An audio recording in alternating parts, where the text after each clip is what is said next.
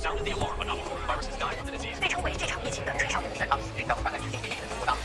authorities have tried to control the information on the president. On any normal sunny May weekend, Brighton would be welcoming visitors with open arms. More swimmers. At first glance, this is almost a picture of normal life. It's a London suburban high street. The symbol of a pandemic that swept through Italy, leaving thousands dead and devastating its economy. On any normal sunny May weekend, Brighton would be welcoming visitors with open arms. More swimmers, more splashers, more sunbathers, out-of-towners and day trippers. But 2020 isn't normal. And as England eases lockdown restrictions, Brighton, like many of the country's attractions and beauty spots, is worried too many people will come flocking. It's really painful to be asking people not to come here, but we need to be clear with people that we don't believe that it's safe to do so just yet. Our local services, the council, police and health are all focusing on keeping people well.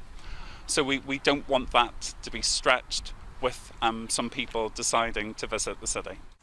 Though Scotland and Wales haven't changed their measures, earlier in the week Prime Minister Johnson replaced England's stay-at-home message with a more confusing stay alert and told people they could spend more time outdoors and travel further. Pedro and Veronica and their kids have emerged from lockdown in Redhill, an hour's drive away. Their first trip in 2 months. It's great. It's of course we are alert, with everything. Exactly. Look where we are right now. There's no one nearby in 20 meters, But I don't know. We need also to go out and take some fresh air because it's hard to be in a building, 24 hours. Just go to supermarket. It's tough, Perhaps the council's don't come message got through. Perhaps police checking cars outside the city limits was also dissuading people. But certainly the beach wasn't overrun on Saturday. Whether or not people should be visiting England's beaches and other beauty spots isn't the only lockdown issue being debated in the UK at the moment. There's also an argument about the government's intention to at least partially open primary schools early in June. Teachers' unions and the British Medical Association don't think the plan is safe enough yet, and the government is trying to reassure them. This phased return is in line with what other European countries are doing to get their own schools, colleges and nurseries back. I know a lot of you will be worried about sending your children to school. Every one of us wants the very best for our children. And I know how stressful this time has been for all families right across the country. I want to reassure you that this approach is based on the best scientific advice. In Brighton, the idea got a mixed reception. I don't agree with it, and I think the younger children, it is not going to be possible for a 4 or 5 year old to social distance. I think the kids have had enough time at home now. With 3 daughters, I think they're pretty ready to go back to school. And clearly, for their futures, it's a good idea that they go back to school and keep learning. With plenty of slips and stumbles so far, the UK's slow climb out of lockdown isn't proving easy. At first glance, this is almost a picture of normal life. It's a London suburban high street emerging from lockdown after the government allowed a partial return to work in England this week. But for some, it's all too much, too soon. What we're seeing already in London, at any rate, with the high densities of travel on the London Underground and on buses, should certainly give us cause for concern, because those are situations in which the transmission of the virus is very likely.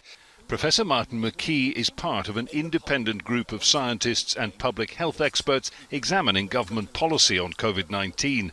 They've called parts of it dangerous, the easing of restrictions premature, and they question official messaging, like the new instruction to stay alert and use common sense about social distancing, rather than simply stay home. To tell people that they need to use their common sense when we're dealing with a virus, a piece of RNA that most people are completely unfamiliar with in terms of the transmission, the dynamics and so on, is really quite problematic. It's not just scientists who are worried. The care home sector remains in the grip of its deadly epidemic that has seen a quarter of all UK lives lost among society's most vulnerable people. And doctors and nurses on the healthcare front line are being told to brace for a second wave.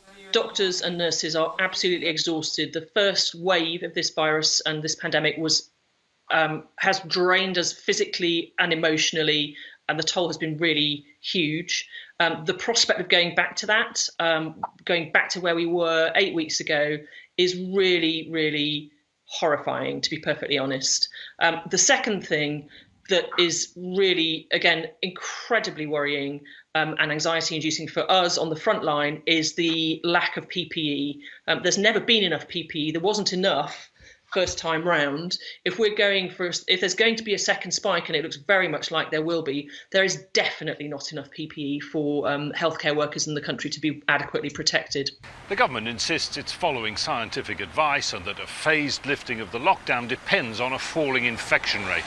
But the scientific and healthcare views I've been listening to are adamant there shouldn't be any lifting of the lockdown until test, trace and isolate mechanisms are in place to control future outbreaks. And they're not in place yet. And while research by Public Health England reveals that infections in the capital are down to just 24 a day, in the northeast of England the daily rate is still around 4,000. So a national strategy based on an average infection rate carries greater risk for some than for others, and could see good news turn bad very quickly. Empty tables, deserted halls, rooms steeped in history left without visitors. There's no one to admire the gilded walls of Italy's finest luxury hotels. Instead, a ghostly silence on their once bustling terraces. The symbol of a pandemic that swept through Italy, leaving thousands dead and devastating its economy. This hall would have been crowded, noisy with people chatting at the bar, visitors passing by and appreciating the beauty of these halls. Now it's empty, lonely. It is the first time in almost 80 years of the history of this hotel, which was built in the 30s, is empty and closed. But there are signs of hope. The government is allowing people into and out of Italy from early next month. Free travel within the country will also resume. We look forward to the reopening of borders, and then there might be the possibility for travel. Forecasts are not positive, but we are very optimistic. Along Italy's coastlines, hotel owners are preparing for a different kind of summer. We're ready to host tourists who will come to the Veneto coast. In these last weeks, we've worked to adapt our beaches, our hotels and our campsites to the current health emergency. We're able to guarantee the salubrity of a seaside holiday. Caution is critical for an industry that contributes 13% to Italy's GDP and employs more than 4 million people.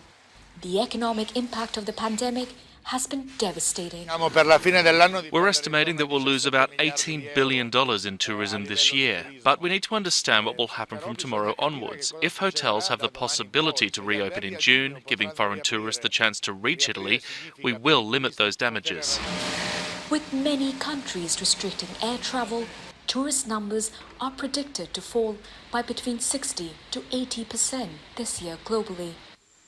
But many hope that with enough vigilance, business can get moving again and the lights can finally be turned back on. Priyanka Gupta, Al Jazeera.